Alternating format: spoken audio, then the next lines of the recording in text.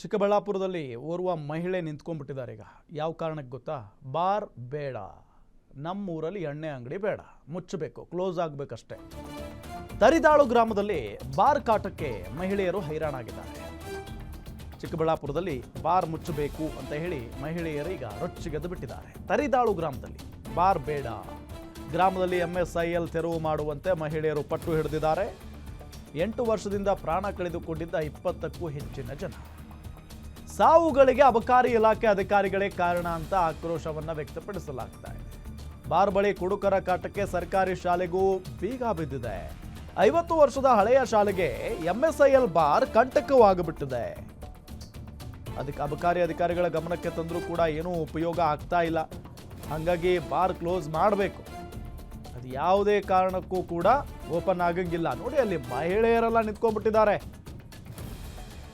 ಎಲ್ಲ ಕಟ್ಟಿಗೆಗಳನ್ನ ತಂದು ಕ್ಲೋಸ್ ಮಾಡ್ತಾ ಇದ್ದಾರೆ ಅದನ್ನ.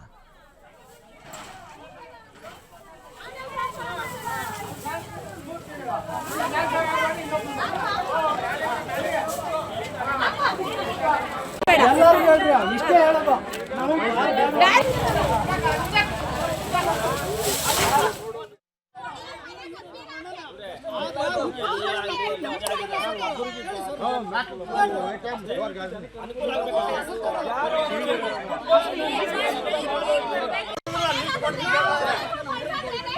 ಏನು ಅಂದರೆ ಈ ಬಾರ್ ಬಂದಾಗ್ಲಿಂದನೂ ಸುಮಾರು ಅಂದರೆ ಒಂದು 20 ಜನ, 10 ವರ್ಷದಿಂದ ಒಂದು 25 ವರ್ಷದವರೆಗೂ ಒಂದು 20 ಜನ ಹುಡುಗರು ಸತ್ತೋದ್ರು.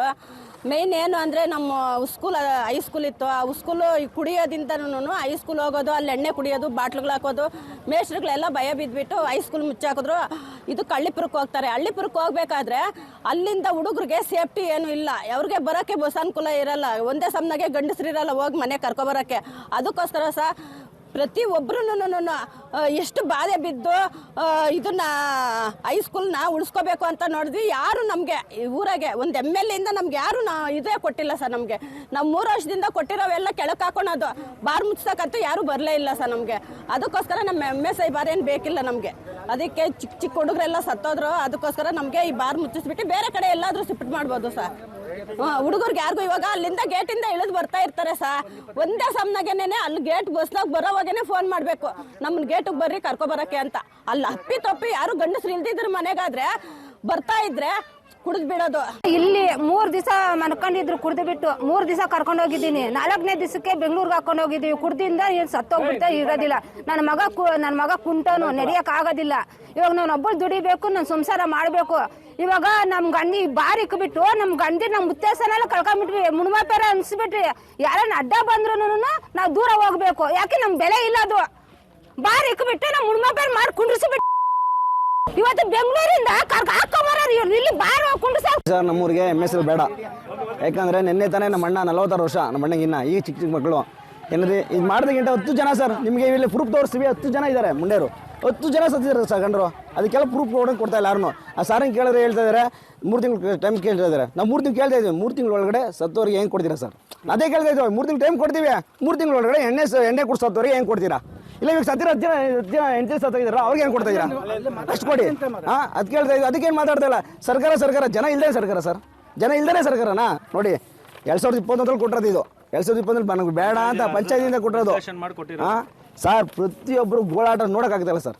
ಮೊನ್ನೆ ಇಲ್ಲಿ ತಿಪ್ಪೆಯಲ್ಲಿ ಇಳಿದ್ ಬರ್ಬೇಕು ಅಂದ್ರೆ ತಂದೆ ತಾಯಿಗಳಿಗೆ ಫೋನ್ ಮಾಡಿ ಕರ್ಸ್ಕೊಬೇಕು ಸರ್. ಬಸ್ ಬರೋ ಟೈಮ್ಗೆ ಬಸ್ ಬರ್ತಾ ಇದೆ ಬನ್ನಿ ಕರ್ಕೊಂಡು ಹೋಗ್ರಿ ಅಂತ. 50 ವರ್ಷದಿಂದ ಒಬ್ರೆ ಅವ್ರು ಸ್ವತಂತ್ರವಾಗಿ ನಡ್ಕೊಂಡು ಹೋಗ್ತಿದ್ರು. ಇವಾಗ ಕುಡಿದು ಬಿಟ್ಟು ಇಲ್ಲಿ ಅವ್ರ ಹೆಣ್ಮಕ್ಳು ಬರ್ತಾ ಇದ್ರು ಲೆಕ್ಕ ಇಕ್ಕಲ್ಲ, ಕೇರ್ ಮಾಡಲ್ಲ. ಯಾರು ನಮ್ಮೂರವರೇ ಅಲ್ಲ, ಬೇರೆ ಊರಲ್ಲೆಲ್ಲ ಬರ್ತಾರಲ್ಲ ಕುಡಿಯಕ್ಕೆ. ನಮ್ದು ದೊಡ್ಡ ಉಚ್ಚವ 5 ಹಳ್ಳಿಯಿಂದ ಬರೋರು, ಮಾಡೋದು, 5 ಹಳ್ಳಿಯಿಂದ ಮಾಡೋದು, ಇವೆಲ್ಲ ಮಾಡ್ತಾ ಇದಾರೆ. ಒಂದಲ್ಲ ಎರಡಲ್ಲ ಸರ್. ಇದರಿಂದ ಇಲ್ಲಿ 100 ಮೀಟರ್ ಇಲ್ಲಿ ಸ್ಕೂಲ್ 100 ಮೀಟರ್ ಸರ್. 5 ಹಳ್ಳಿಯಿಂದ ಬರೋರು. ಇಲ್ಲಿ ನಮ್ಮ ಸ್ಕೂಲ್ ಕ್ಲೋಸ್ ಆಗಿದೆ ಸರ್. 50 ವರ್ಷ ಸಮಸ್ಯೆ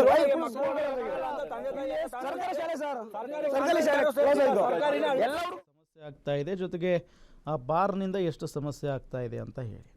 ಅಂದರೆ ಒಂದು ಈ ಕುಡಿಯೋರು ಇರೋವರೆಗೂ ಅದನ್ನು ತಪ್ಪಿಸ್ಕೊಳ್ಳೋಕೆ ಸಾಧ್ಯನೇ ಇಲ್ಲ. ಅವರು ಎಲ್ಲೋ ಇಲ್ಲಿ ತಪ್ಪಿಸಿದ್ದು ಇಲ್ಲಿಲ್ಲ ಅಂತ ಅಂದರೆ ಇನ್ನೊಂದು ಊರಿಗೆ ಹೋಗಿ ಕುಡ್ಕೊಂಬರ್ತಾರೆ, ಅದರಲ್ಲಿ ಏನು ಡೌಟೇ ಇಲ್ಲ.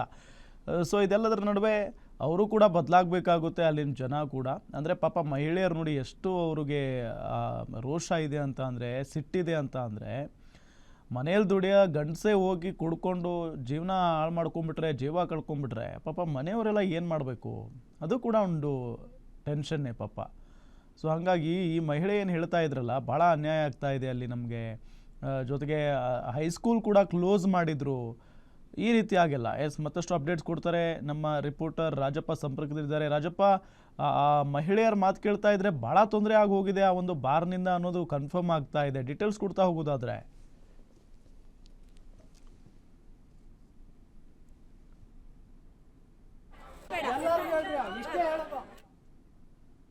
ಆ ಒಂದು ಬಾರ್ ಕಾಟಕ್ಕೆ ಸ್ಥಳೀಯ ಮಹಿಳೆಯರು ಕಂಗಾಲಾಗಿದ್ದಾರೆ. ಯಾಕಂದ್ರೆ ಆ ಒಂದು ಗ್ರಾಮದ ಪಕ್ಕದಲ್ಲೇ ಗ್ರಾಮದ ಹಂಚಿನಲ್ಲಿ ಗ್ರಾಮಕ್ಕೆ ಹೊಂದಿಕೊಂಡಂತೆ ಬಾರ್ ನಿರ್ಮಾಣ ಮಾಡಿರೋದ್ರಿಂದ ಅಲ್ಲಿ ಸಾಕಷ್ಟು ಜನ ಪುರುಷರು ಅಲ್ಲಿ ಕುಡಿದು ಹಾಳಾಗಿ ಹೋಗ್ತಾ ಇದ್ದಾರೆ. ಅವರ ಸಂಸಾರಗಳು ಬೀದಿಗೆ ಬಂದಿದ್ದಾವೆ.